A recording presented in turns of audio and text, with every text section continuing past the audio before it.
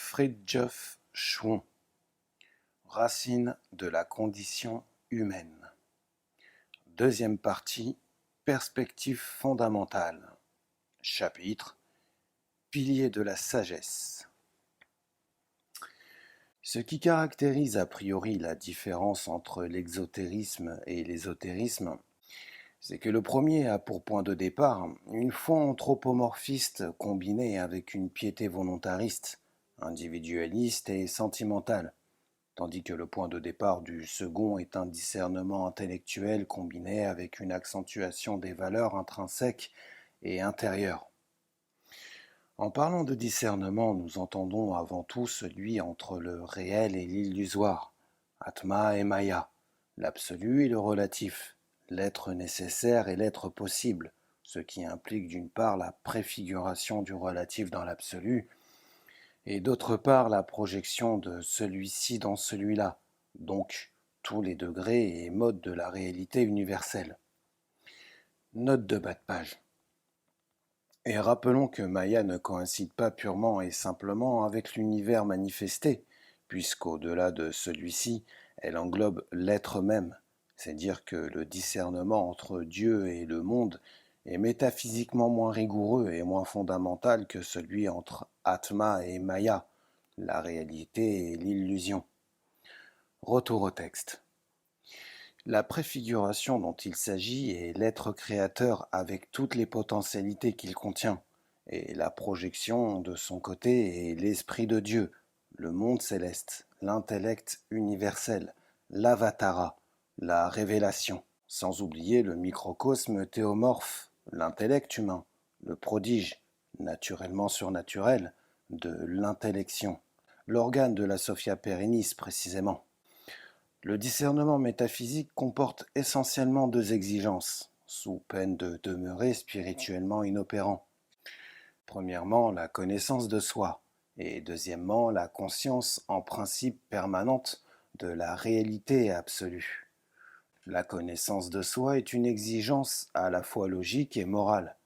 Logique, parce que le discernement de l'absolu englobe le discernement du relatif, et que le discernement du transcendant entraîne celui de l'immanent, et morale parce que la connaissance purement cérébrale est isolée de son contexte humain pourtant nécessaire, risque fort de produire, non par elle-même, mais par sa fragmentarité en fait réaliste, des désordres psychiques, à savoir des tentations de suffisance, de narcissisme et d'orgueil, ce qui de tout temps a fourni au porte-parole de l'exotérisme un argument facile contre la gnose, bien à tort évidemment, puisque l'ésotérisme authentique est initiatique par définition, et ne saurait donc s'arrêter à la seule théorie. Connaître, c'est être. L'exigence morale du discernement métaphysique signifie que la vertu fait partie de la sagesse. Une sagesse sans vertu est en effet de l'imposture et de l'hypocrisie, non au premier abord sans doute, mais certainement à la longue. Nous pourrions faire valoir aussi que la connaissance plénière de la réalité divine présuppose ou exige la conformité morale à cette réalité, comme l'œil est nécessairement conforme à la lumière. L'objet à connaître étant le souverain bien, le sujet connaissant doit lui correspondre analogiquement. Ou encore, la qualification pour la connaissance est essentiellement l'objectivité, non seulement à l'égard des principes universels, mais aussi à l'égard du sujet connaissant. Et cette seconde objectivité implique précisément la vertu. On ne peut pas connaître la grandeur de l'absolu sans connaître corrélativement la petitesse du contingent, donc de l'homme. Négliger cette conscience de la petitesse humaine, c'est mettre à sa place une fausse grandeur. En un mot, n'est qualifié pour la connaissance du transcendant que celui qui est disposé à se connaître soi-même. La vertu, qui logiquement et pratiquement résulte de la connaissance de soi, est d'autant plus indispensable en alchimie spirituelle qu'elle débouche sur le mystère de l'immanence. La seconde exigence du discernement intégral, avons-nous dit, est la conscience permanente du souverain bien. Si Dieu est tout ce qui est, sa connaissance exige tout ce que nous sommes. Or, nous sommes en autre toute notre vie. Il faut donc intégrer celle-ci dans notre connaissance de Dieu. Dans la durée, nous ne cessons jamais d'être nous-mêmes. en sorte que la durée est un aspect de notre être, et avoir conscience du réel, c'est en avoir conscience toujours. Discerner pleinement la vérité métaphysique, pleinement, c'est-à-dire ce qu'exige sa nature même, c'est l'assimiler, donc la réaliser, d'autant que la suprême réalité est en dernière analyse la nôtre. La connaissance réalisée, non pensée seulement, est à la théorie ce que la sphère est au cercle ou le cube au carré, géométriquement parlant. La sainteté est une dimension de la sagesse. Les anciens étaient loin de l'ignorer. Le fait que le sujet équivaut à une dimension de l'objet, un peu comme le temps est en quelque sorte une dimension de l'espace, ce fait indique toute l'importance de la perspective d'intériorité en face de Dieu, c'est-à-dire de l'accentuation des qualités intérieures, intrinsèques, profondes, et par conséquent le souci d'éviter l'écueil d'un formalisme superficiel. Le Christ entendait qu'on adore Dieu en esprit et en vérité, et non pas par des prescriptions d'hommes. Il opposait les valeurs intérieures et par définition sincères aux attitudes extérieures et intrinsèques, ce qui est sinon l'ésotérisme tout court, du moins une dimension fondamentale de ce dernier. Le royaume de Dieu est au-dedans de vous. Cela se réfère métaphysiquement au divin soi, à l'atma immanent, donc à l'intellect, incréé et incréable de la doctrine écartienne. Le monde est faux, Brahma est vrai, l'âme n'est autre que Brahma. Cette formule védantine fournit la clé du principe d'intériorité, c'est-à-dire que nous ne pouvons atteindre le divin soi qu'en nous-mêmes, et étant donné qu'il est notre essence. C'est du reste ce mystère d'identité potentielle ou virtuelle qui explique la sécrévité de l'ésotérisme. Note de bas de page. Selon Plutarque, Alexandre le Grand recevait de la part d'Aristote non seulement les doctrines concernant la morale et la politique, mais aussi ses théories énigmatiques et profondes que tel maître entendait réserver à la communication orale par les initiés, sans permettre que beaucoup en prennent connaissance. Ayant entendu qu'Aristote avait publié quelques-uns de ses enseignements, Alexandre le lui reprocha dans une lettre, mais Plutarque nous assure que les livres d'Aristote traitant de métaphysique sont écrits dans un style qui les rend inutilisables pour le lecteur ordinaire, et utiles seulement à titre de mémoranda, pour ceux qui ont déjà été instruits en cette manière. Ajoutons cependant que, d'après les kabbalistes, il vaut mieux divulguer la sagesse que de l'oublier. C'est peut-être à cela que pensait Joachim de Flore en prévoyant un âge de l'esprit. Retour au texte. Sous son mode le plus élémentaire, l'intériorité est la foi, laquelle par sa nature même libère de la servitude formaliste et légaliste et qui essentiellement nous sauve. Mais en profondeur, l'intériorité et l'union à la présence divine immanente est en fin de compte au divin soi. Cette dimension de profondeur n'abolit certes pas la foi, mais au contraire l'inclut et l'essentialise. Si la foi peut nous sauver, c'est parce qu'elle est au degré qui est le sien, un mode de notre essence paradisiaque. L'intelligence, c'est discerner la réalité transcendante. L'intériorité, c'est s'unir à la réalité immanente. L'un ne va pas sans l'autre. Le discernement, de par sa nature, appelle l'union, les deux éléments impliquant la vertu, par voie de conséquence et même a priori. Discernement et union, avons-nous dit. D'une façon analogue, on distinguera entre la compréhension et la concentration, celle-ci se référant au cœur ou à la vie, et celle-là au mental ou à la pensée, bien qu'il y ait aussi d'une part une concentration mentale, et d'autre part, et même avant la pensée, une compréhension cardiaque, à savoir l'intellection. La qualité d'intériorité nous impose non un renoncement au monde extérieur, ce qui serait d'ailleurs impossible, mais un équilibre déterminé par le sens spirituel du monde et de la vie. Le vice d'extériorité n'est pas le fait naturel de vivre à l'extérieur, c'est le manque d'harmonie entre les deux dimensions, entre notre tendance vers les choses qui nous entourent et notre tendance vers le royaume de Dieu qui est au-dedans de vous. Ce qui s'impose, c'est de réaliser un enracinement spirituel qui enlève à l'extériorité sa tyrannie à la fois dispersante et comprimante, et qui au contraire nous permet de voir Dieu partout, c'est-à-dire de percevoir dans les choses sensibles des symboles, des archétypes et des essences. Car les beautés perçues par une âme intériorisée deviennent des facteurs d'intériorisation.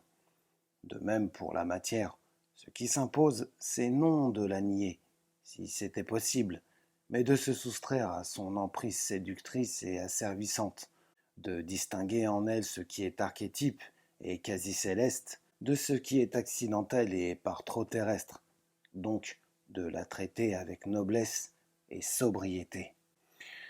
En d'autres termes, l'extériorité est un droit et l'intériorité est un devoir. Nous avons droit à l'extériorité parce que nous appartenons à ce monde spatial, temporel et matériel, et nous devons réaliser l'intériorité parce que notre nature spirituelle n'est pas de ce monde, ni notre destin par conséquent. Dieu est généreux. Quand nous nous retirons vers l'intérieur, celui-ci, par compensation, se manifestera pour nous à l'extérieur. La noblesse de l'âme, c'est avoir le sens des intentions divines, donc des archétypes et des essences, lesquels se révèlent volontiers à l'âme noble et contemplative. Inversement, quand nous nous retirons vers le cœur, nous y découvrirons toutes les beautés perçues de l'extérieur, non en tant que forme, mais dans leur possibilité quintessentielle. En se tournant vers Dieu, l'homme ne peut jamais rien perdre.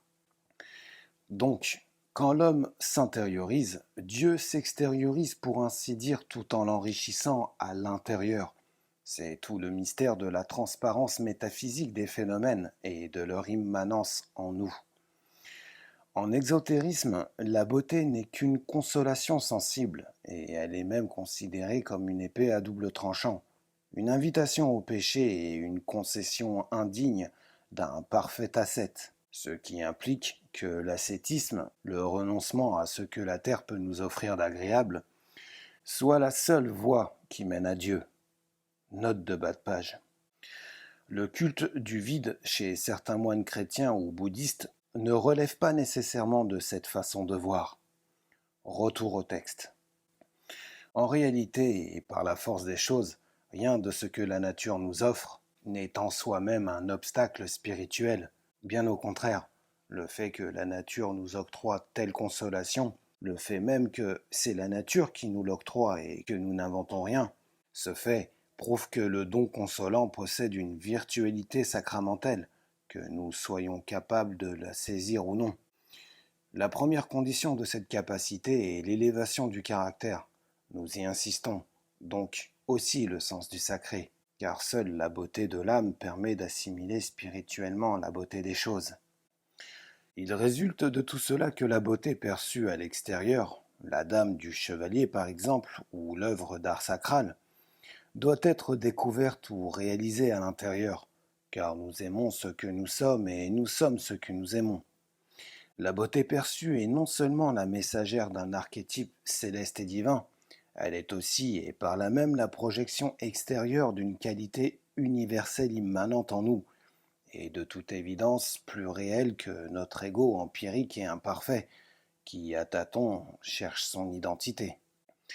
Sur ces données se fondent, à part d'autres racines, non seulement l'hermétisme alchimique et l'initiation chevaleresque, mais aussi les diverses initiations artisanales, lesquelles englobent les arts proprement dits, ce qui implique qu'une science et une activité peuvent servir de support spirituel dans la mesure où elles sont naturellement utiles et nécessaires à l'homme, puisque cette possibilité d'une voie fondée sur une activité naturelle est ipso facto symbolique et inscrite dans la mesure même de l'être humain.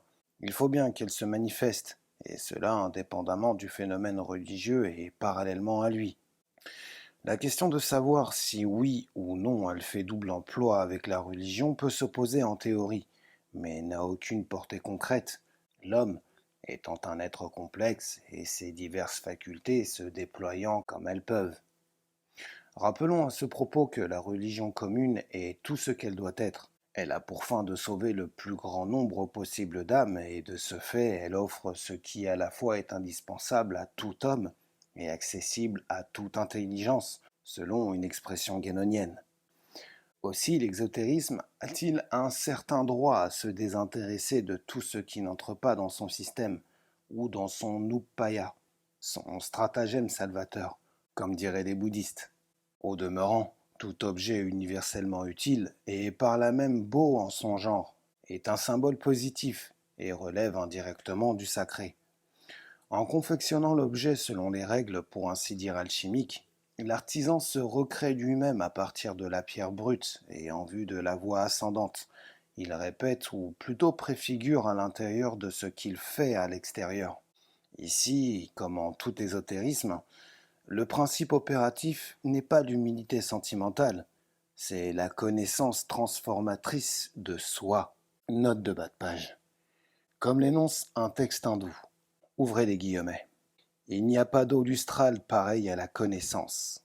Fermez les guillemets. Jnana, entre parenthèses. Retour au texte. Le rapport entre l'art sacré et l'ésotérisme s'explique par l'origine céleste de cet art, bien que l'âme raciale ou culturelle participe dans une certaine mesure à l'élaboration des styles, comme elle participe même à la formulation des textes révélés. Note de bas de page. Cela permet de comprendre la gravité de toute atteinte aux arts traditionnels. L'introduction de l'art baroque, par exemple, fut une des grandes calamités de la chrétienté occidentale, comparable à son niveau à la falsification d'une liturgie ou d'un texte canonique. Retour au texte. Toute théophanie est à sa manière vrai Dieu et vrai homme. Ayant fait allusion plus haut à l'humilité sentimentale, nous préciserons ceci. Il est vrai que la pieuse subjectivité, si elle est sincère, s'ouvre à la miséricorde, mais ce n'est pas une raison de croire qu'elle seule soit efficace. L'objectivité aussi est un don du ciel, pour dire le moins. De toute évidence, il n'y a rien à redire contre le sentiment, quand il n'usurpe pas la place de l'intelligence et qu'au contraire, il est déterminé par la vérité, la beauté, le bien en l'absence de tout excès qui puisse en diminuer l'influence. Le sentiment, s'il est bien inspiré, est une adéquation. C'est aimer ce qui est aimable, détester ce qui est détestable, admirer ce qui est admirable et mépriser ce qui est méprisable, craindre ce qui est à craindre et se fier à ce qui est digne de confiance. La quintessence positive du sentiment étant l'amour, lequel est une dimension divine. Il résulte de cette priorité que détester, ce n'est pas à proprement parler et créer une aversion, c'est bien plutôt retirer l'amour qui existe avant la haine, comme les choses aimables existent avant les choses détestables, ontologiquement parlant. Par contre, aimer, ce n'est pas retirer une haine préexistante, en réalité inexistante, c'est demeurer dans l'attitude originelle, dans l'amour qui, selon Dante, meut le soleil et les autres étoiles. La Sophia Perennis, c'est connaître la vérité totale et par voie de conséquence vouloir le bien et aimer la beauté. Et cela conformément à cette vérité, donc en pleine connaissance de cause. La Sophia doctrinale traite du principe divin d'une part et de sa manifestation universelle d'autre part, donc de Dieu, du monde et de l'âme en distinguant dans la manifestation entre le macrocosme et le microcosme, ce qui implique que Dieu comporte en lui-même, intrinsèquement tout au moins, des degrés et des modes, c'est-à-dire qu'il tend à se limiter en vue de sa manifestation. C'est là tout le mystère de la divine Maya. Connaître la vérité, vouloir le bien, aimer la beauté, avons-nous dit. Nous venons de caractériser l'élément vérité. Quant au bien, c'est a priori le principe suprême en tant que quintessence et cause de tout bien possible. C'est a posteriori d'une part ce qui dans l'univers manifeste le principe, et d'autre part ce qui ramène à celui-ci. En un mot, le bien est tout d'abord Dieu lui-même, ensuite la projection de Dieu dans l'existence, et enfin la réintégration de l'existencier en Dieu. Note de bas de page. On se rappellera cette formule pratistique.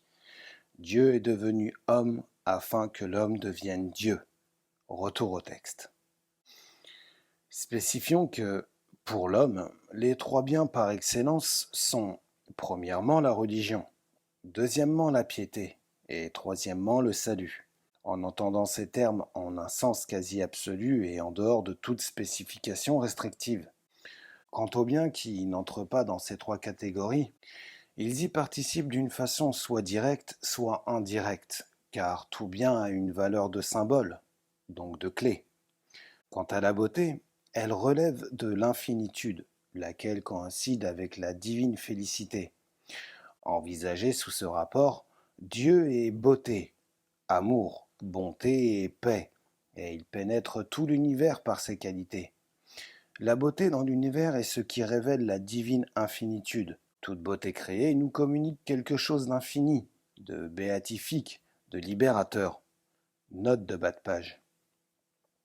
Sans doute il y a aussi les beautés terribles, celles du feu ou de l'ouragan, ou des créatures telles que le tigre ou l'aigle, ce qui signifie non que la beauté soit terrible en elle-même, mais que le terrible peut participer à la beauté, et cela parce qu'il peut être noble, c'est-à-dire conforme à un archétype céleste.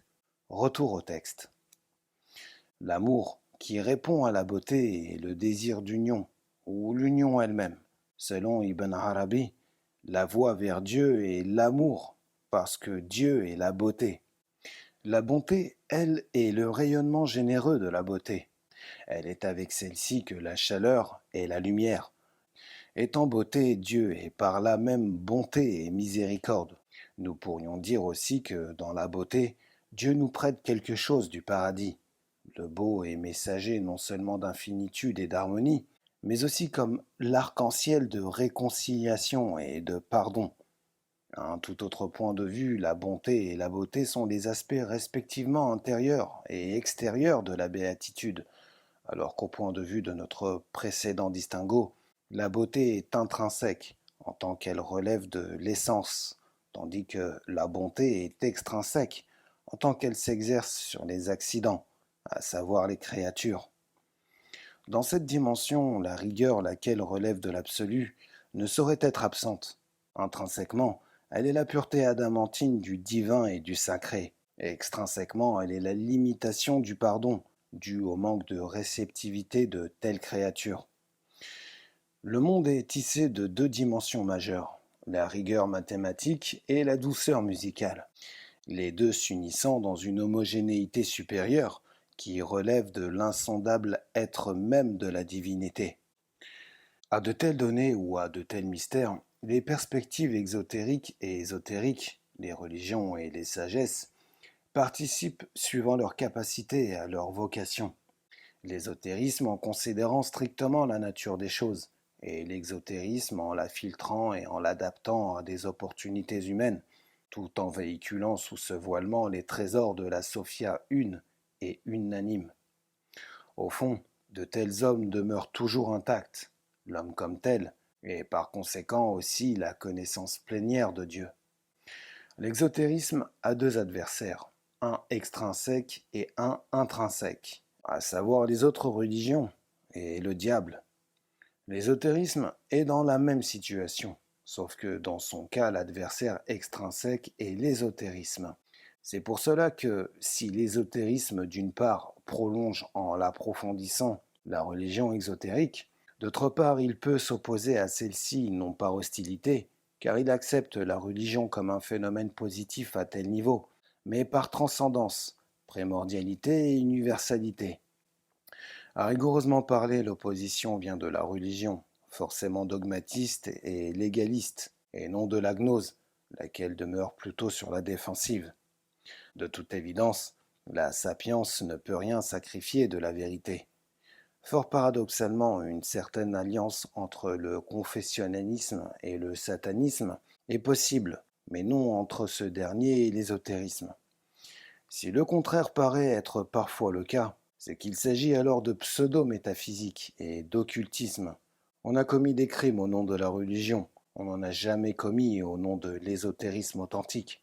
Et cela indique la relativité des perspectives confessionnelles, pourtant nécessaires, inévitables et profondément bénéfiques sur leur plan. Ce qui définit l'homme, c'est ce dont lui seul est capable, à savoir l'intelligence totale, douée d'objectivité et de transcendance, La volonté libre et l'âme généreuse, ou tout simplement l'objectivité, celle de la volonté et du sentiment, aussi bien que celle de l'intelligence. La Sophia Perennis, c'est en somme l'objectivité dégagée de toute entrave.